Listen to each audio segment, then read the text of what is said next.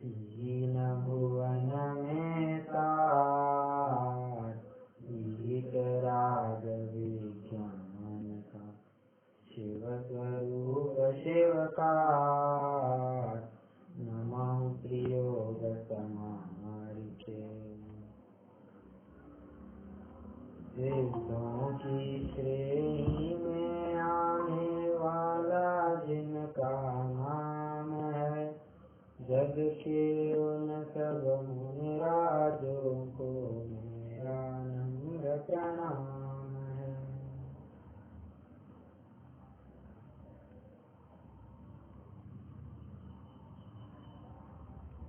पांच समितियों की हमारी चर्चा चल रही है, जिसमें आधा निक्षेपण समिति की चर्चा हमारी जारी है।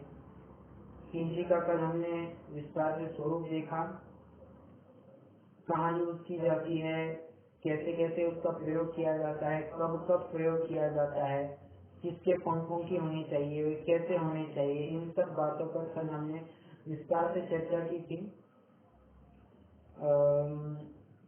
आज किंची का जिनागम सापेक्ष और कहाँ कहाँ विशेष प्रयोग होते हैं इनको भी विचारेंगे, परंतु पहले हम कमंडलू का स्वरूप देखेंगे। जैसे कल हमने पिंची का स्वरूप देखा था कि वो किस कार्य से बनती है, उसका कैसा स्वरूप होना चाहिए, कितने पंख इत्यादि होने चाहिए, सब देखा था। और वैसे ही कमंडलू का सामान्य स्वरूप देखेंगे।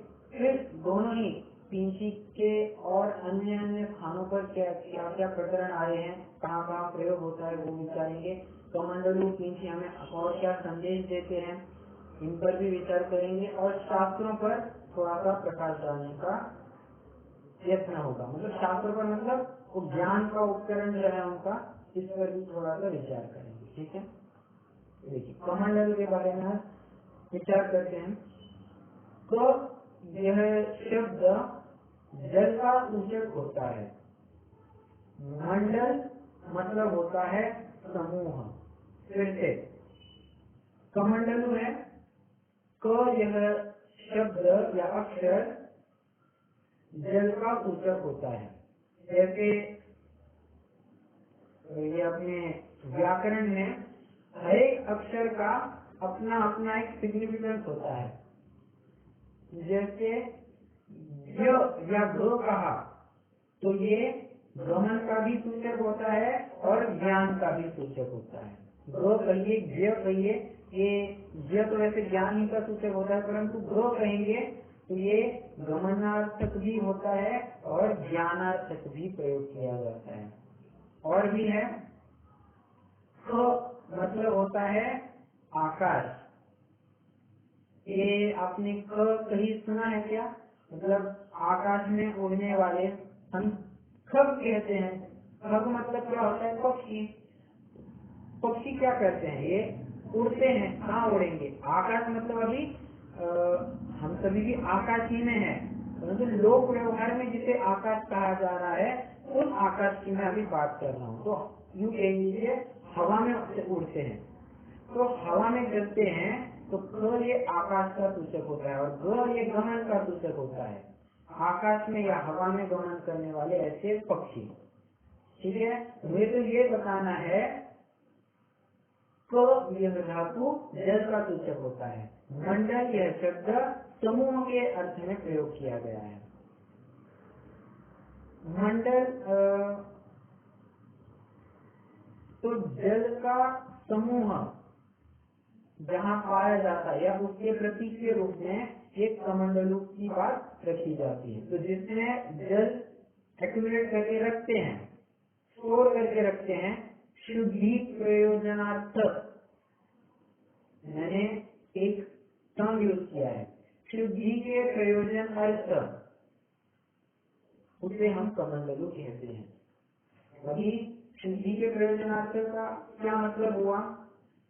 अन्य किसी भी कारण के लिए, अन्य किसी भी प्रयोजन से कमंडलू के जल का प्रयोग नहीं होगा।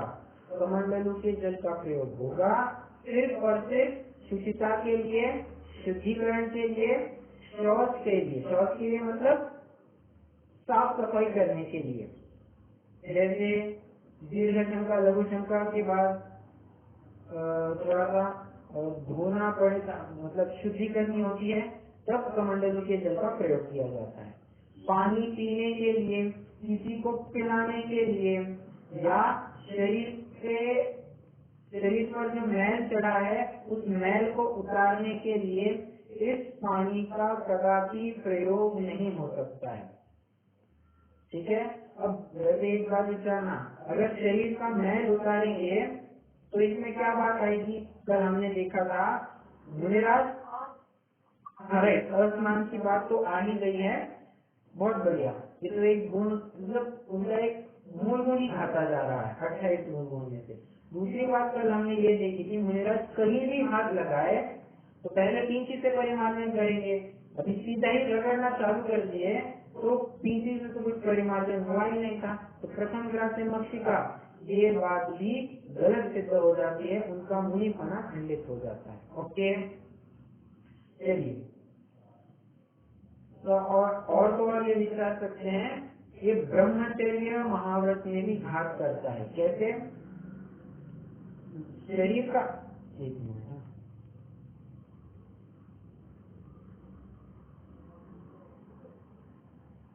शरीर का मैल उतारना कहेंगे तो मतलब अगर रगड़ेंगे शरीर को तो ये अहिंसा महाव्रत में भी जाएगा, मतलब उसका घात भी करेगा, ब्रह्मचर्य महाव्रत का भी घात करेगा।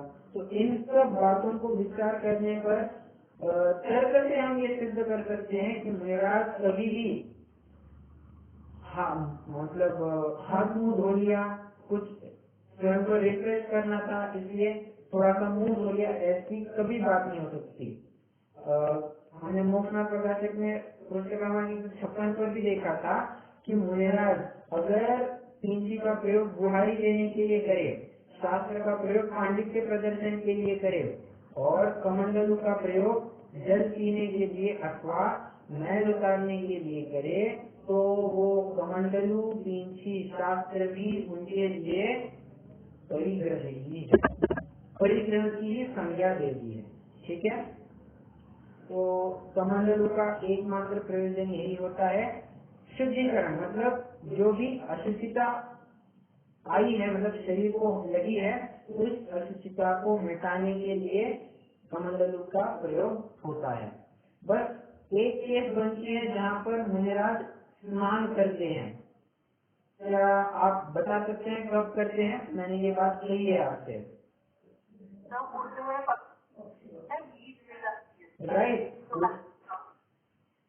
किसी पक्षी की भीख गिर जाए अथवा कोई शूद्र चांडाल स्पर्श करके चला जाए, तब दंड स्नान के अनुष्ठान रूप उन्हें वो कमंडलू के जल का प्रयोग करना होता है। दंड स्नान मतलब मैंने बताया कि एक खड़ी डंडी है, उसका जैसे पानी डालेंगे बराबर सारी तरफ ओर से वो घेर लेता है डंडी को, पूरा डंडा गीला हो जाता है। उसी प्रकार मुनिराज भी ऐसा ही दंड स्नान करते हैं। बस ये एक एक्सेप्शन बनती है जहाँ पर ये स्नान करते हुए एक करते, वो भी एक दंड के अनुष्ठान के रूप में। ओके, ठीक है। अभी प्रश्न यह उपस्थित होता है, कमंडलू बनाएंगे किससे? पिंची का तो हमने देख लिया कि वो मोर के पंखों से ही बनती है, अन्य किसी पंखों से नहीं। कमंडलू कैसे बनेगा? लकड़ी से बनेगा या किसी अन्य वस्तु से बनेगा? विचार करते हैं। जिनागम में कमंडलू यह तुम्बी फल से बनाने की बात कही है। तुम्बी फल क्या होता है?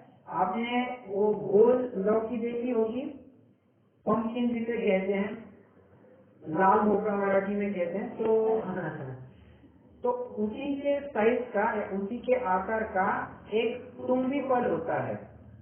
उस तुम्बी फल को पहले ऊपर का हिस्सा कट करेंगे, अंदर का जो माल होगा, वो जो जितना कुछ भी मटेरियल होगा, वो मटेरियल को निकालेंगे और तो अच्छे से साफ करके उसे कमंडलू के रूप में उसका प्रयोग कर लेंगे।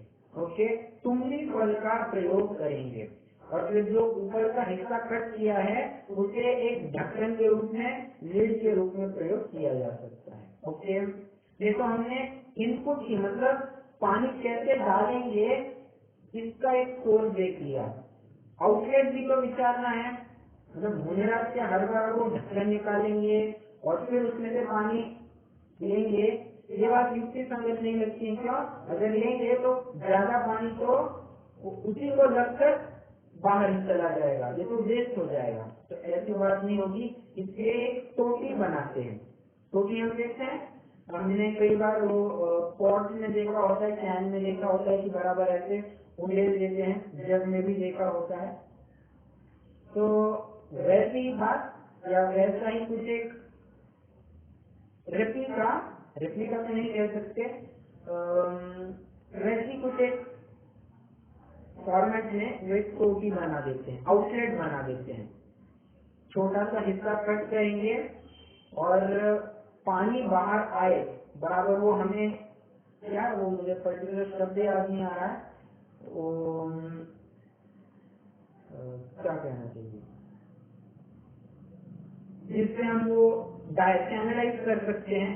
वो जो पाइप होता है, पाइप, तो पाइप के लिए कोई एकदम सूखी लौकी है, कोई सूखी ककड़ी है, उस ककड़ी को या लौकी को बनाएंगे और उसको बीच में से होल बनाकर जैसे जैसे संभव होगा वैसे उसका प्रयोग करके उसे पाइप के रूप में प्रयोग करेंगे। ओके, और हैंडल की जहाँ तक बात आती है तो जंगल में तो बहुत ज्यादा प्रमाण में फाइबर पाए जाते हैं, सूखी बेलाएं पाई जाती है, तो उन बेलाओं को उठाकर उसे हैंडल के रूप में भी प्रयोग किया जा सकता है। तो इस प्रकार एकदम प्राकृतिक रूप से उनका कमंडलू तैयार हो जाएगा। आपने कहीं भी इसमें कृत्रिमता देखी?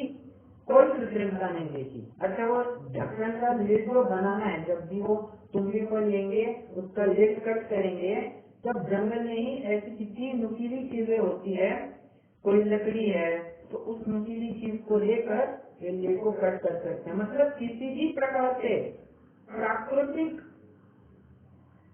वस्तु ही का ग्रहण करते हैं, कृत्रिमता कहीं पर भी नहीं आती है।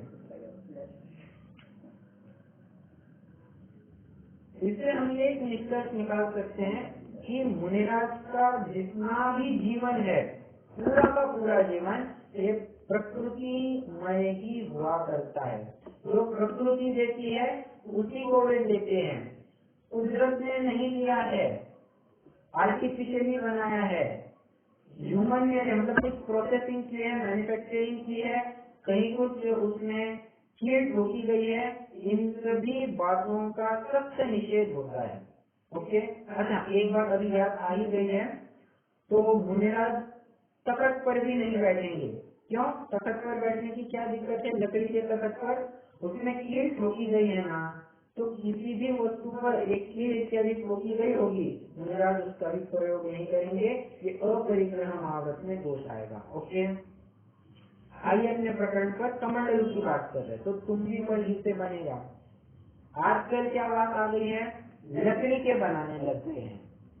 तो लकड़ी में दिक्कत ये होती है, क्या आप कोई गेस कर सकते हैं कि लकड़ी में क्या दिक्कत हो सकती है? लकड़ी का कमंडलू बनाने में प्रकृति प्रदत्त है वो लकड़ी भी, परंतु उसको क्यों नहीं लेना?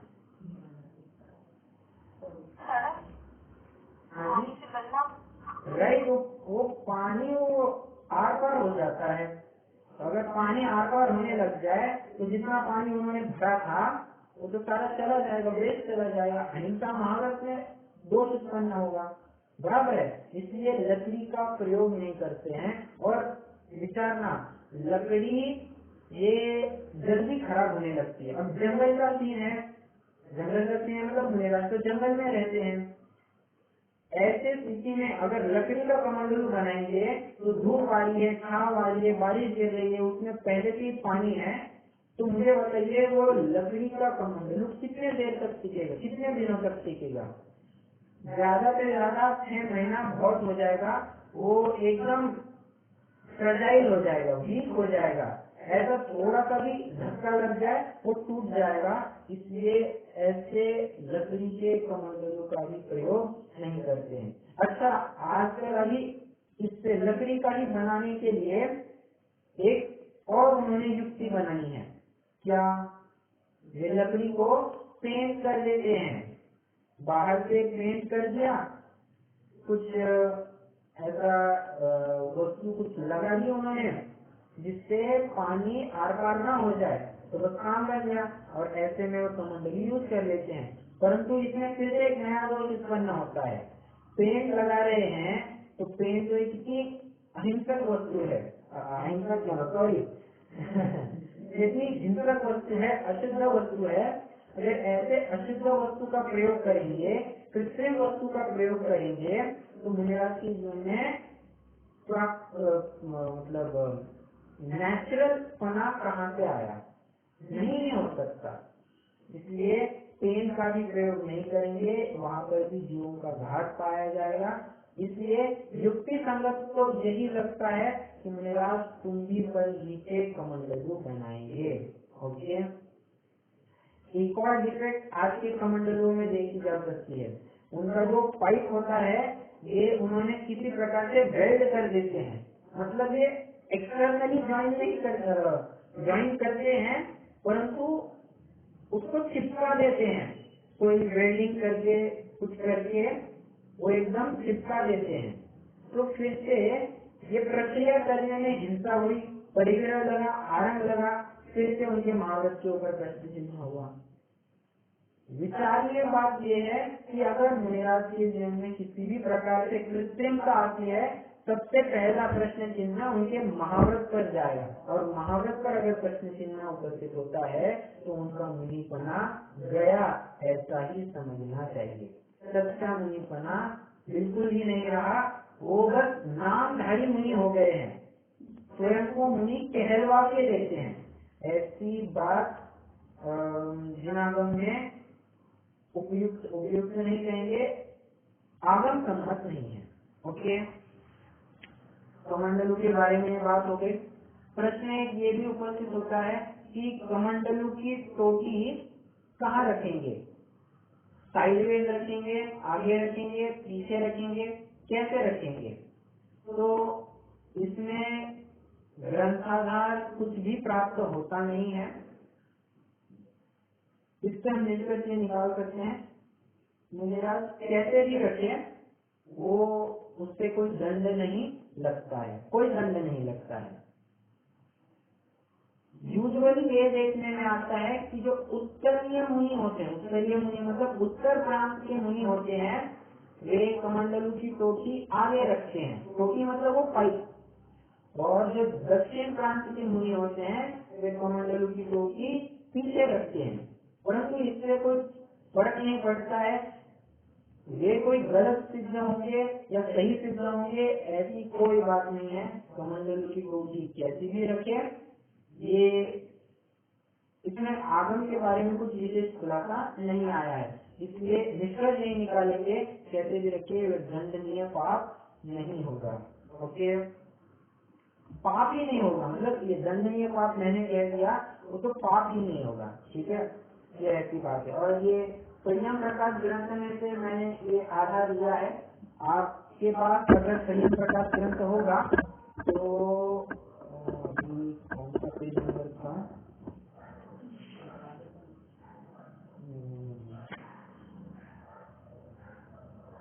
हाँ, पृष्ठ क्रमांक 335 है, 65 है, 365।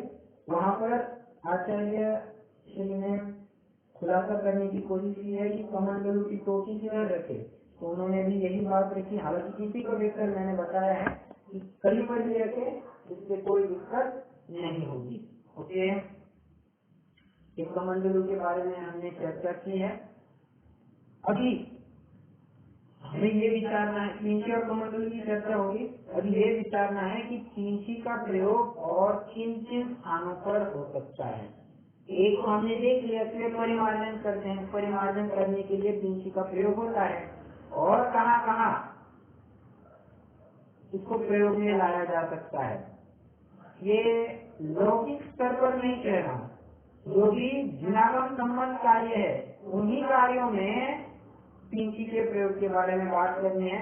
वैसे तो मैंने 11 बिंदु नोट डाउन किए हैं, परंतु ये 11 अभी इम्पोर्टेंट नहीं है, मैं उनमें से कुछ ही गिनाऊंगा।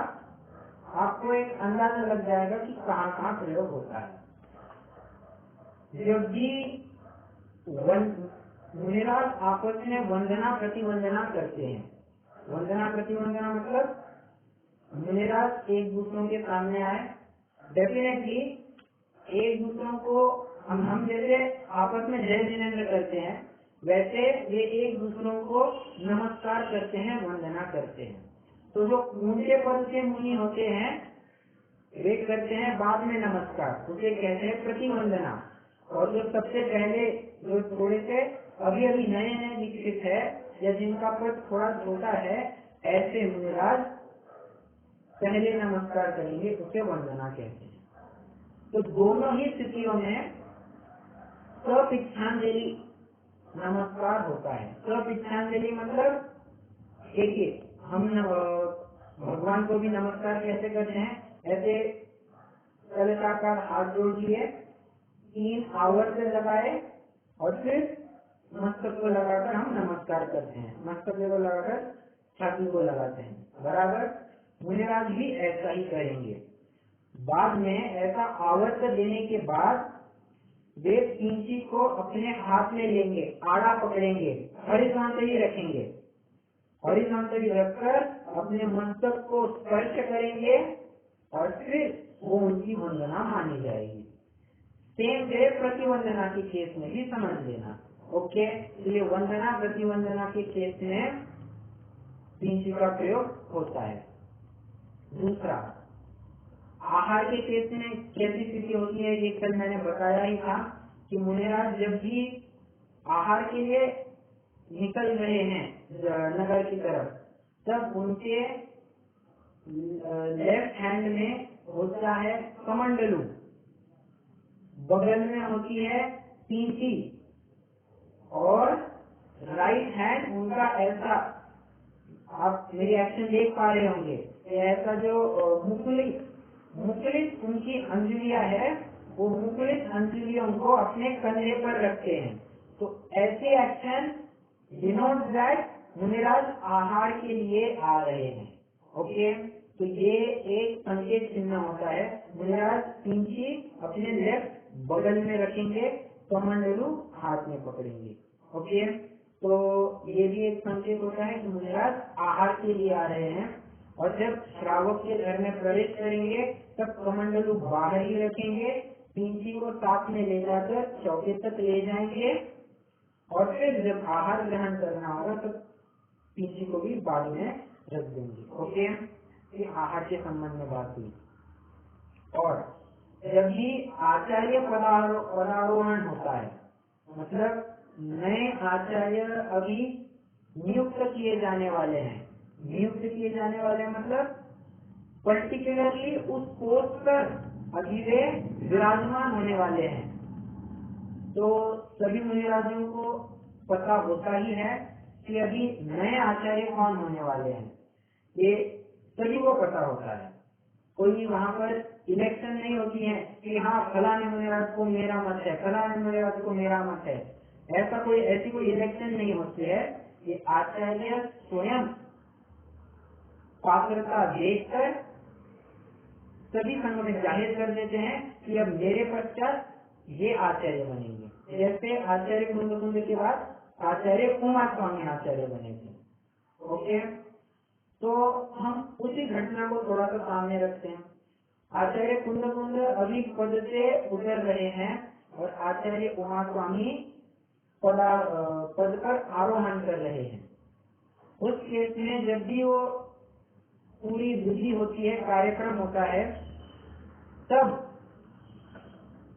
समस्त मुनिराज, संघ के जितने भी मुनिराज है, वे सारे के सारे पिंची का ऐसा ढेर बनाएंगे, इंक्लूडिंग वे मुनिराज, वे आचार्य जिनका पद अभी जा रहा है, ये सारे मुनिराज पिंची का एक ढेर बनाएंगे और जो नए आचार्य नियुक्त हुए हैं वे आचार्य इन सारे पिंचियों को नमस्कार करेंगे। इसका क्या प्रतीक है? ये जितनी सारी पिंचियां उन्होंने रखी हुई है, इट इज रिप्रेजेंटेटिव दैट सारे के सारे मुनिराज नतमस्तक हो गए हैं, तभी अभी नए आचार्य के अधीनस्थ मतलब उनके अंडर अभी वे संघ में रहेंगे। ये पिंची का ऐसा ढेर बनाना एक प्रतीक होता है। अब ऐसा पूरा टाइम तो झुककर नहीं रह सकते हैं, यहाँ बस नमस्कार किए हैं, ऐसा पूरा टाइम अब कार्यक्रम भी देखेंगे, सब करेंगे, तो पूरा टाइम ऐसा नतमस्तक होकर भोग लेने की पोजीशन में तो नहीं रह सकते। इसलिए एक पिंची का ऐसा ढेर बनाया जाता है और फिर समझा जाता है कि सारे मुनिराजों ने इनको नमस्कार किया है। और एक अंतिम बिंदु लेता हूँ, समाधि के काल में जब भी कोई मुनिराज समाधिस्थ होंगे तब और उनकी स्थिति अत्यंत विकट हो गई होगी, मतलब अभी वे हलन चलन में कुछ विशेष नहीं कर पा रहे हैं, एक ही स्थान पर बने हुए हैं, तो जो भी समाधि करा रहे हैं ऐसे उनके मुनिराज, साधर्मी मुनिराज, ये उनसे पूछेंगे, हे मुने, आपके मन में अभी कोई शल्य है क्या कि आपको किसी के प्रति क्षमा मांगनी है, किसी को क्षमा करना है? आपके जीवन में जाने अनजाने में कचाईवश, अभी मेरा तो कचाई करने की कोई बात नहीं, परंतु निष्कचाई होने के बावजूद भी किसी प्रकार से किसी का मन रुका होगा तो उनसे क्षमा मांगनी होगी। तो अगर एक समाधिस्थ मुनिराज हाँ भरते हैं तो फिर उनकी पिंची सारे संघ में ले जाई जाती है और फिर कहा जाता है, ये वे मुनिराज है, अभी समाधिस्थ है, शपथ है, इन्होंने आपसे क्षमा मांगी है, ये कह रहे हैं कि जाने अनजाने में कुछ भी गलती हमसे हुई होगी तो हमें क्षमा कीजिए, और आप अगर क्षमा चाहते हैं हमसे तो हम भी हमारी तरफ से क्षमा कर देते हैं। तो ये पिंची इसका प्रतीक होता है कि वे मुनिराज ही सभी से क्षमा ले रहे हैं और सभी को क्षमा कर रहे हैं। ऐसे एक एक मुनिराज की तरफ ले जाया जाता है और फिर पुनः लौटकर वे मूल मुनिराज के पास लेकर आते हैं। ओके, देखिए ये काम भी जो है कि हर एक मुनिराज के पास ये पिंची ऐसे लेकर जाएंगे, ये काम भी एक मुनिराज ही करेंगे, किसी श्रावक के माथे नहीं मर देंगे कि हाँ तुम ये पिंची ले जाओ और पूरे देश में जितने भी मुनिराज हैं उनको लेकर आओ। ऐसी बात नहीं है, ये काम भी मुनिराज जो समाधि करा रहे हैं ऐसे मुनिराज ही कराते हैं, या संघर्ष कोई भी मुनिराज हो ये ही ऐसा काम करते हैं, श्रावक बिल्कुल भी ऐसा काम नहीं करेगा। ओके, तो पिंची की ये बातें हैं, पिंची का प्रयोग कहाँ कहाँ होता है ये सब हमने जाना। और कल हमने एक बात देखी थी कि मुनिराज पिंची के बिना एक कदम भी नहीं चल सकते हैं, और अगर उनकी पिंची मान लीजिए गायब हो जाए मतलब सामयिक में बैठे थे, कोई उसको उठाकर लेकर गया, कोई पक्षी आकर उसके साथ छेड़छाड़ करने लग गया, पिंची खराब हो गई, तो इन स्थितियों में ये समझना कि मुनिराज समाधि तक की तैयारी कर सकते हैं। क्यों? पिंची के बिना एक कदम भी नहीं चलना है, ये बात क्लियर रखनी होगी। ओके, तो इसीलिए पंचम काल में मुनिराज को संघ ही में रहने का आदेश दिया गया है। क्यों? संघ में रहेंगे तो सामने वाले जो मुनिराज है वे देख सकते हैं कि अरे ये मुनिराज हिल क्यों नहीं रहे हैं, ऐसे ही तटस्थ क्यों बने रहे हैं, तो फिर वे देख सकते हैं अरे इनकी पिंची गायब है, शायद कोई इसे उठाकर ले गया होगा, तो वे मुनिराज अपनी पिंची टेम्पररी दे देंगे, दूसरे मुनिराज को गमन करने में कह देंगे कि आपकी जो कुछ भी क्रिया हो आप करते आइए, आपकी नई पिंची बनानी हो नई पिंची बना दीजिए, तब तक आप ये पिंची रख सकते हैं। तो ऐसे केस में और टेम्परेरी पिंची लेंगे और अपना काम करेंगे। ओके, ये एक बात। दूसरी बात, कोई मुनिराज ही ऐसी बात करे ये जरूरी नहीं है। श्रावक भी अनुद्दिष्ट रूप से मुनिराज को पिंची दे सकता है, पर मुनिराज के निमित्त से बनाई गई नहीं चाहिए कि हाँ महाराज के लिए, महाराज को हम ये पिंची देंगे, ऐसे उद्देश्य से वो पिंची नहीं देनी चाहिए। श्रावक ने स्वयं के लिए पिंची बनाई होगी। अब ऐसा कौन श्रावक हो सकता है? अरे श्रावक जो है ये प्रोत्साहन प्रतिमाधारी जी है, ये तो अष्टमी चौदस के दिन जंगल में जाता है। अब जंगल में जाएगा तो फिर उतने दिन के लिए तो कम से कम वो सारी बातें पिंची से परिमार्जन कर करके ही, मतलब पढ़ना है, कुछ करना है, लगभग मुनिवत की वो व्यवहार करने की ट्रेनिंग करेगा। तो जब स्वयं के लिए पिंची बनाई है तो ऐसी स्थिति में वो स्वयं की पिंची भी दे सकता है, कहेगा कि महाराज मैंने अपने लिए पिंची बनाई थी, आप इसे चाहे तो ले सकते हैं, आपकी जेब में दिख रही है या आपकी नहीं है तो आप इसे ले सकते हैं। इस अनुदिष्ट पूर्वक वो अनुष्ठान ऐसा कर सकता है। ओके, चलिए, तो पिंची के बारे में भी विचारा। अब कमंडलू के बारे में थोड़ा सा विचार। देखिए, कमंडलू के प्रकरण में मैंने ये बताया कि मुनिराज, चलिए प्रतिष्ठापन समिति में चर्चा करेंगे, ये तभी ज्यादा रिलेवेंट होगा। अभी तो हम शास्त्र के बारे में थोड़ा सा विचार करते हैं। शुचि ज्ञान संयम उपकरण, अभी शुचि का संयम और शुचि का उपकरण और संयम का उपकरण, इनके बारे में हमने बात कर ली। अभी ज्ञान के उपकरण के बारे में थोड़ा सा विचार करेंगे। ज्ञान का उपकरण ये यूजुअली हम समझते हैं शास्त्र के बारे में, तो वैसी ही बात है, क्योंकि अगर शाब्दिक ज्ञान कहना हो तो उसमें समिति की कोई बात नहीं आती है। पहले तो ये बात चलती थी कि मुंह बोली सारी प्रथा चलती थी, आचार्य ने कहा मुनिराज उसे ग्रहण कर लेते थे, लिपिबद्ध कुछ नहीं हुआ करता था।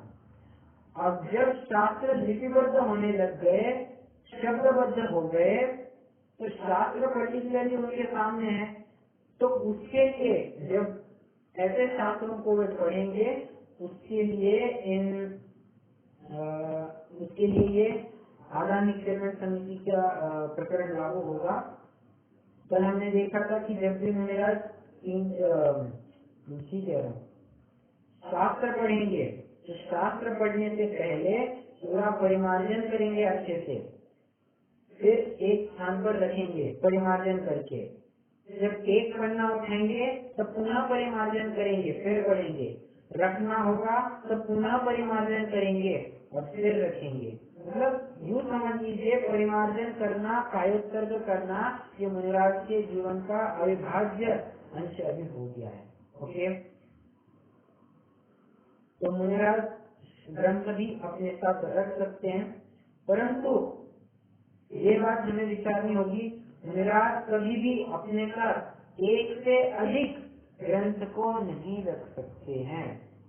क्यों नहीं रख सकते हैं? अगर उन्हें एक स्थान से दूसरे स्थान पर विहार करना है तो वे पकड़ेंगे कहाँ पर? एक शास्त्र अगर होगा तो राइट हैंड में पिंची होती है, लेफ्ट हैंड में उनका कमंडलू होता है, और शास्त्र को ऐसी आज्ञा है कि राइट साइड के बगल में काफ में उन्हें पकड़ने का, मतलब ऐसा पकड़कर चलने की आज्ञा दी गई है। अब मुझे बताइए, हमारे दोनों हाथों में कुछ सामान है और ऐसा बगल में कुछ पकड़कर भी हमें जाना है, कितने ऑकवर्ड तरीके से हम चलेंगे, वो हमारी नेचुरल मूवमेंट नहीं होगी। कैसे तो भी एकदम अकड़ कर हम चलते रहेंगे, बाद में देखेंगे कि हमारे हाथों में कंधों में थोड़ी सी जकड़न हो गई है, थोड़ी सी दिक्कत चालू होती है। तो शास्त्र रख सकते हैं मुनिराज, परंतु मुनिराज ये विचार करते हैं कि ये रखूंगा तो व्यर्थ में आकुलता होने के प्रसंग ज्यादा है, इसलिए वे प्रेफर यही करते हैं कि अपने साथ शास्त्र नहीं रखे। और जैसे मैंने कल बताया था, मुनिराज जो ग्रंथ लिखते हैं, ग्रंथ लिखने के बाद अपने साथ कैरी नहीं करते हैं कि हाँ मैंने ये सब ग्रंथ लिखा है, ऐसा नहीं। वहीं कहीं सुरक्षित स्थान पर पेड़ों की कोठरों में रख देते हैं, गुफाओं में कहीं रख देते हैं और फिर अपने स्थान पर प्रस्थान कर देते हैं। उनको कभी कभी ये शास्त्र रखना भी भार होने लगता है। वे तो ये विचार करते हैं कि अपने ज्ञान में ही जितना सब कुछ संभाल ले सकते हैं वही बेहतर रहेगा। कब तक हम शास्त्रों के आधार से भी रहे, बराबर है, जब उपयोग नहीं लगता है तब शास्त्र का आधार भी लेना चाहिए। परंतु फिर वे ये विचार करते हैं कि कंठ की विद्या अंश के दाम, समय पड़ने पर आगे काम। ये हमारी कंठ की विद्या है, जो ज्ञान हमने अंगीकृत किया है, यही कभी न कभी काम में आएगा। ये शास्त्र अभी मेरे पास से कल नहीं होगा, इसकी क्या शास्त्र है। इसलिए इस शास्त्र को भी रखने का आग्रह नहीं करते हैं। हो तो ठीक, नहीं तो ठीक। ओके, शास्त्र के बारे में भी हमने थोड़ा सा विचार कर लिया है और इस प्रकार से हमारी आदान निक्षेपण समिति की चर्चा पूर्ण होती है। अभी 20 मिनट है, अपनी प्रतिस्थापन समिति की भी चर्चा पूरी हो जाएगी। फिर कल हम 3 गुप्तियां और 5 इंद्रिय इन पर चर्चा करेंगे। कल नहीं, अगली कक्षा में, अगले हफ्ते में जब भी होगी मंगलवार को, तब प्रतिस्थापन समिति। तो आदान निक्षेपण समिति के बारे में क्या था, किसी भी वस्तु को उठाते रखते समय आदान निक्षेपण समिति का प्रयोग किया जाएगा। लकीके गए लकीके धरे। ओके, अब प्रतिस्थापन समिति जो है ये भी आदान निक्षेपण समिति से थोड़ी इंटरकनेक्टेड है। फर्क बस इतना है, प्रतिस्थापन समिति ये जब भी मुनिराज मल मूत्र का विसर्जन करते हैं, नाक निकालते हैं, या कोई उनके केस है, नख है, या उनको कोई वमन हो जाए, तो ये सब भी जो करेंगे ये ही वे मतलब इसको भी कैसे डिस्पोज करना, इसके लिए प्रतिस्थापन समिति कम्युनिस्ट है उसके लिए। ओके, तो इसके लिए 5 स्टेप हमें देखने हैं। यूजुअल केस में मेरा इन 5 प्रक्रियाओं से गुजरकर इस प्रतिष्ठापन समिति को पालते हैं, ये देखेंगे। मान लीजिए मुनिराज को दीर्घशंका लघुशंका के लिए जाना है, तो सबसे पहले जहाँ पर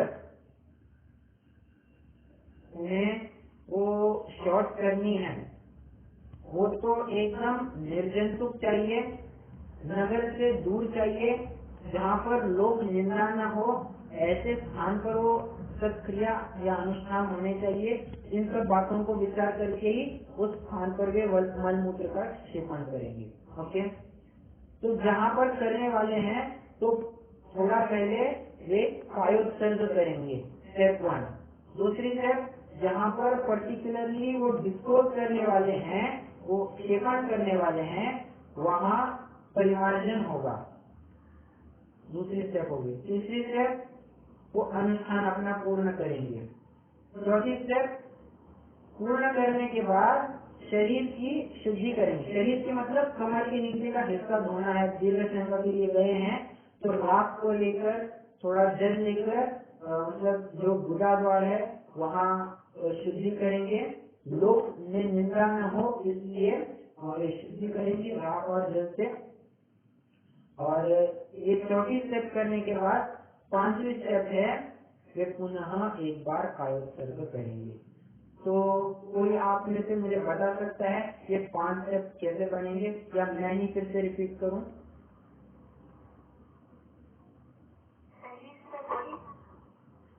हाँ दीदी, पहली स्टेप थी कि जिस जगह पे उनको जो है अगर करना है वहाँ पे पहले जाके कायोत्सर्ग करेंगे। राइट।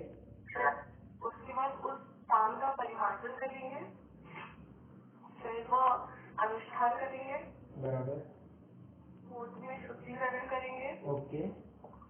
कार्य उत्तर करेंगे। राइट, तो ऐसे 5 स्टेप से वो प्रतिस्थापन समिति बराबर फलती है। जहाँ पर वो अनुष्ठान करना है वहाँ पर भी परिमार्जन होगा। और परिमार्जन मतलब आप समझ गए होंगे, मैंने कल कहा था कि पीढ़ी चिपकेगी नहीं कभी भी जमीन को, वो बस ऊपर के ऊपर होती है। और ऐसे थोड़ा ऊपर के ऊपर हो गया, वो भी परिमार्जन के अंतर्गत आ रहा है। क्योंकि कल हमने देखा था कि वो मोर पिंकी जो है बहुत मुलायम होती है, उससे जीव बराबर अपने आप फटाफट हट जाते हैं, उससे सूक्ष्म जीवों को भी कोई दिक्कत नहीं होती है। ये बात कल हमने देखी थी। वैसे चलिए आपको समाधान मिल गया क्या? वो सुकुमार का और मृदुता में क्या रखना है? ओके, तो चलिए ये प्रतिस्थापन समिति के बारे में बात की। मान लीजिए अगर मुनिराज को कोई दस्त की स्थिति बने, मतलब एकदम इमरजेंसी की केस होगी, और पर्टिकुलरली रात्रि के समय में, तब कैसी बात बनेगी इसको थोड़ा विचारते हैं। तो अगर मुनिराज को ऐसी कोई समस्या सताती है तो सबसे पहले जाकर वे निर्यापक आचार्य से चर्चा करेंगे। निर्यापक आचार्य मतलब इंचार्ज ऑफ पर्टिकुलर डिपार्टमेंट। जैसे हम देखते हैं कि कोई फाइनेंस मैनेजर है, कोई ऑपरेशन मैनेजर है, ऐसे ऐसे डिपार्टमेंट के अलग अलग डिपार्टमेंट के इंचार्ज होते हैं।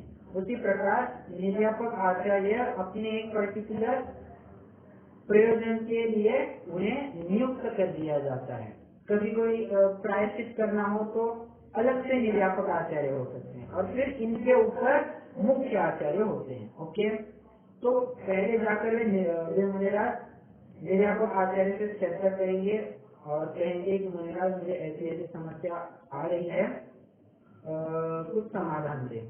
तो वे निर्यापक आचार्य स्वयं उन मुनिराज के साथ जाकर 3 स्थानों का नक्कीकरण करेंगे। मतलब जहाँ पर शुद्धिकरण अनुष्ठान करना है, ऐसे 3 स्थानों का वे नक्कीकरण करेंगे। एक नहीं हुआ तो 2, 2 नहीं हुआ तो 3, ऐसे 3 स्थानों का नक्कीकरण करके वे चले जाते हैं। रात्रि के समय में जब भी मुनिराज वो अनुष्ठान करने जाएंगे, तब पुनः ऐसे देरी से वही 5 प्रोसेस करेंगे। पहले कायस्थ होगा, फिर पिंकी से परिमार्जन होगा। और इसमें एक छोटी सी बात ऐड करनी है, रात्रि के समय में जहाँ पर वो क्षेपण करना है, उसे उस स्थान पर पहले ऊपर के ऊपर हाथ से थोड़ा टटोलेंगे। जैसे मान लीजिए अब ये जमीन है, तो मुनिराज ऐसे ऊपर के ऊपर ऐसा थोड़ा सा चेक करेंगे, जमीन को हाथ नहीं चिपकाएंगे, ऊपर के ऊपर ऐसा टटोलेंगे कि कहीं कोई जीव जंतु तो नहीं है, सांप वाप तो नहीं है, जिससे ऊपर घात में निमित्त न हो, मतलब अपन को भी घात न हो और वो भी डर में जाए। तो इसलिए ऐसा टटोलते हैं। पीछे से परिमार्जन होता ही है, फिर अनुष्ठान पूर्ण करेंगे, शुद्धि करेंगे, कायोत्सर्ग करेंगे और फिर प्रक्रिया पूर्ण हो जाएगी। ओके, तो इस प्रकार से रात्रि की स्थिति में कैसे बात बनती है ये भी हम कहेंगे, मतलब ये भी हमने देख लिया। और पहली सेम प्रोसेस है, बस बात इतनी है कि 3 स्थानों का नक्कीकरण होता है, और फिर जब भी वे क्षेपण करने जाएंगे तो पहले ऊपरी तौर पर टटोलेंगे। ओके, वैसे मेरा एक छोटा सा प्रश्न है जनरल लॉजिक का। अगर वहाँ कोई सर्प होगा तो खूब संभावनाएं हैं कि वो सर्प डर कर मुनिराज को डर जाए। और रात्रि का समय है, रात्रि के समय में तो कोई जंगल में तो लाइट वाइट होने की कोई बात ही नहीं है, जो कुछ भी है वो चंद्र प्रकाश ही है। तो ऐसी स्थिति में क्या बात होगी? कोई थोड़ा सा अनुमान लगा के उत्तर दे सकता है? समाधि की तैयारी? समाधि की तैयारी मैं प्रश्न शायद थोड़ा गलत बोल गया। अच्छे से प्रेजेंट नहीं कर पाया।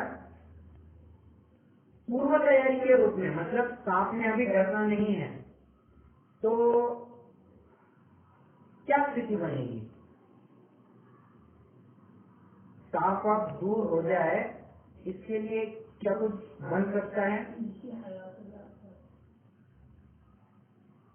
3 स्थान चूज करे हैं तो दूसरे स्थान पे चले जाएंगे। राइट, दूसरे स्थान पर चले जाएंगे। अब मान लीजिए तीसरे स्थान पर ही ऐसा कुछ होगा तो देखिए हम थोड़ा सा विचारेंगे।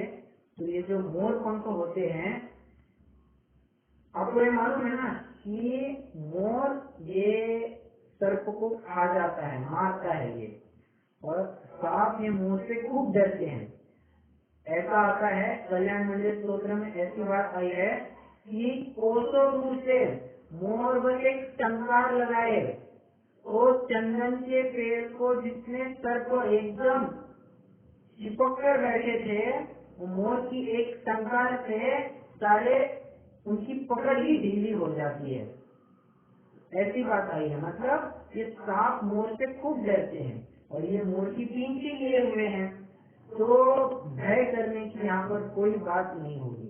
ये पींछी, ये मोर पींछी है, इसका ये भी हम एक फायदा ले सकते हैं, मतलब इसकी विशेषताओं में ये भी एक विशेषता समझ सकते हैं। ओके, तो ये भी बात समझना।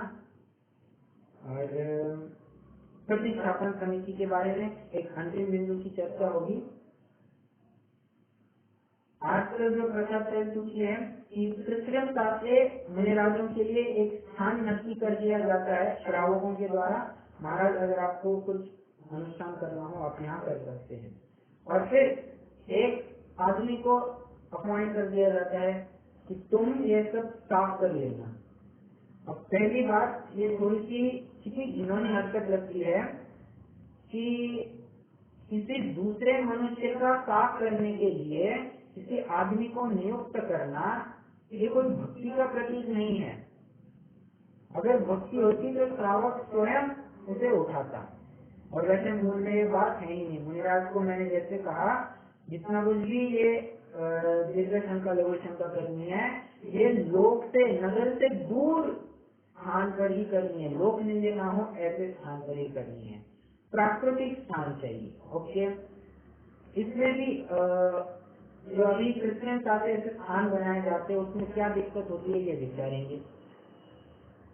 अभी मान लीजिए मुनिराज ने अनुष्ठान कर दिया और अगले दिन वो भूंगी आ रहा है और साफ कर रहा है, साफ करके वो कहीं ना कहीं डिस्पोज करेगा। अब जब वो डिस्पोज करने जाएगा, क्या वो परिमार्जन करके डिस्पोज करेगा?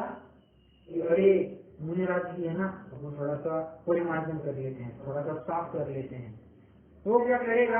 अरे पहले इतनी गंदी हरकत है, उसमें भी परिमार्जन करते बैठेंगे तो कैसी बात होगी? वो तो उठाएगा और पटक देगा। कौन सी समिति पर दिक्कत आएगी? प्रतिष्ठापन समिति पर तो आ ही रही है, आधा निक्षेपण समिति में भी दिक्कत आ जाएगी। लकीरे रहे, बिना देखे सोझे, बिना परिमार्जन किए, अप्रत्यवेक्षित अप्रमार्जित। वैसे हमने भी अप्रत्यवेक्षित अप्रमार्जित ये कौन से व्रत के अतिचार देखे थे, कोई बता सकता है?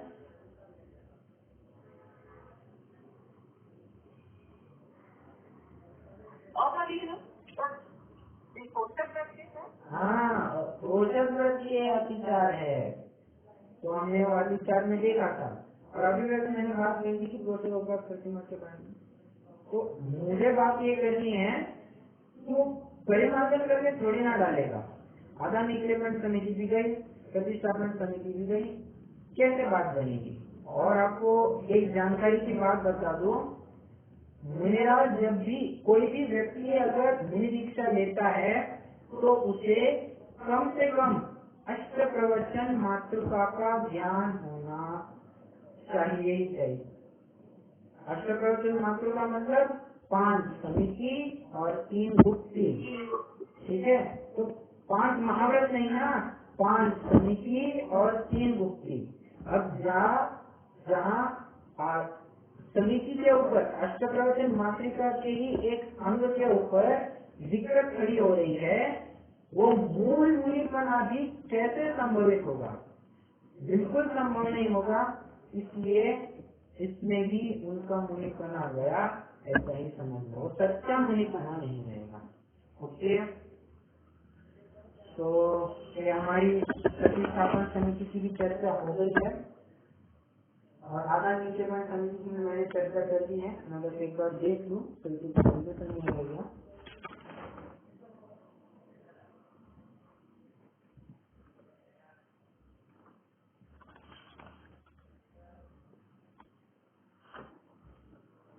दो बिंदु पर चर्चा करनी है।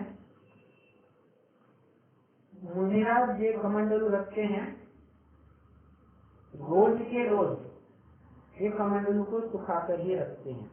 क्या कहा? रोज के रोज ये कमंडलू को सुखाकर ही रखते हैं और पूर्ण सूखने के बाद ही उसे नया पानी भरने के लिए प्रयोग में लाते हैं। ओके, ये पहला सब पॉइंट। ये दो बिंदुओं की जो चर्चा करनी है उसमें पहले बिंदु का पहला सब पॉइंट रोज के रोज सुखाएंगे। दूसरा सब पॉइंट, हर एक पक्ष में, एक पक्ष मतलब 15 दिन में, एक फोर्टनाइट में संप्रोक्षण की क्रिया पूर्ण करेंगे। संप्रोक्षण मतलब मुनिराज हर 15 दिन में एक बार अंदर बाहर से कमंडलू को अच्छे से धोएंगे। अच्छे से मतलब एकदम रगड़ के नहीं, बस मामूली से अंदर बाहर से जो धोना होता है, जिससे समोर्षण भी उत्पन्न ना हो, इतनी केयर वे लेंगे। ओके, तो दो सब पॉइंट क्या कहे मैंने? रोज के रोज को सुखाएंगे ही और हर 15 दिन में एक बार अंदर बाहर से धोकर इसे सुखाकर बाद में प्रयोग में लेंगे। ओके, ये संप्रोक्षण की क्रिया करी जाती है। 15 दिन में जो करते हैं उसे संप्रोक्षण कहते हैं। पहला बिंदु हो गया। दूसरा बिंदु, अगर मुनिराज को, जैसे मैंने अभी कहा, दस्त की स्थिति होगी, तो अगर दस्त की स्थिति में बहुत खतरनाक हालत होती है, 6-7 बार भी कभी कभी जाना पड़ता है, तो इतना जल लाएंगे कहाँ से? अभी कमंडलू इतना है, बहुत से बहुत 1.5-2 लीटर पानी भरता होगा और मुनिराज अगर इतनी दफे दस्त के लिए जाएंगे, दीर्घ शंका के लिए जाएंगे, इसमें पानी की व्यवस्था कैसे होगी? फिर वही कंसेप्ट पिक्चर में आता है कि मुनिराज को संग में रहना चाहिए, ताकि अगर जल कम पड़े तो दूसरे मुनिराज सारा पानी कलेक्ट करके उन मुनिराज को दे सकते हैं और फिर वे उसे प्रयोग में ला सकते हैं। तो ये दूसरा बिंदु भी समझना चाहिए। अगर मुनिराज को, हाँ, तो फिर वो पहले ही कलेक्ट करके रखेंगे ना। अगर दिन के समय में उन्हें लगता है कि अब हमारा पानी खत्म हो गया है और नगर थोड़ा सा पास नहीं होगा, तो वे जाएंगे, एक हाथ में वो ढक्कन पकड़ेंगे कमंडलू का, एक हाथ में वो कमंडलू उल्टा पकड़ेंगे और बगल में पींची पकड़कर वे चल जाएंगे। ये संकेत होता है कि मुनिराज को पानी की आवश्यकता है।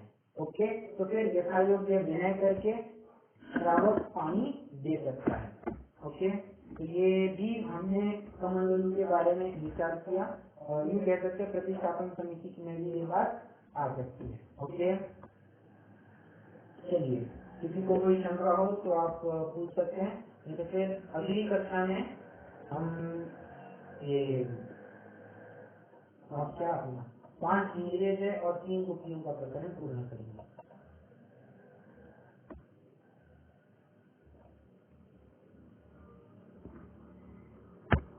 नहीं भैया, नहीं।